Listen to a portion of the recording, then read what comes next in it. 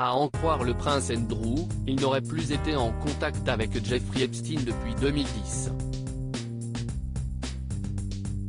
Mais des mails écrits par le milliardaire en 2011 et révélés par la presse américaine prouveraient le contraire. Prince Oni de la famille royale britannique, Andrew connaît une véritable descente aux enfers depuis 2019. La faute à son implication dans l'affaire Jeffrey Epstein. Accusé de viol par Virginia Giuffre, le père des princesses Eugénie et Béatrice a été déchu de ses titres et de ses fonctions par Elisabeth II. Il a toutefois réussi à s'en sortir sur le plan judiciaire. Pour éviter une condamnation, le prince Andrew a trouvé un accord financier avec son accusatrice. Désormais, le seul objectif du petit frère de Charles III est de laver son nom. Et pour cela, il attendrait que les documents liés à son procès contre Virginia Giuffre soient rendus publics. Reste ce que quelques mois de plus à attendre, si les preuves sont finalement rendues publiques et qu'elles retournent toute l'histoire. Il y a le sentiment parmi ceux qui soutiennent toujours le duc que cette histoire n'a été racontée qu'à moitié, révélait il y a quelques mois une source dans le Time.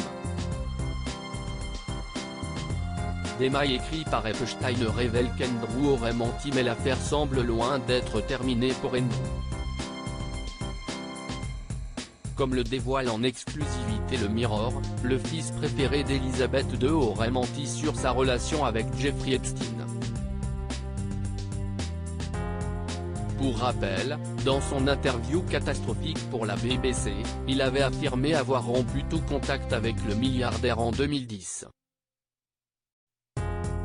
Mais dans des mails écrits par Epstein et publiés dans le cadre d'une affaire judiciaire américaine, on apprend que Andrew aurait encore été en contact avec son ami en 2011.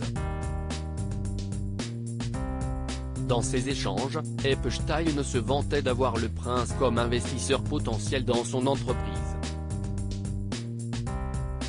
Comme le précise le Mirror, il est impossible de savoir pour l'instant si Andrew avait connaissance de ces mails.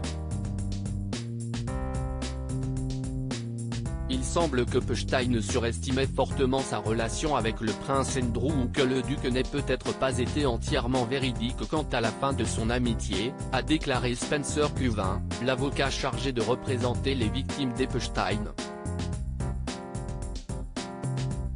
Tout le monde n'attend maintenant qu'une chose, que l'ex de Sarah Ferguson accepte de parler au FBI.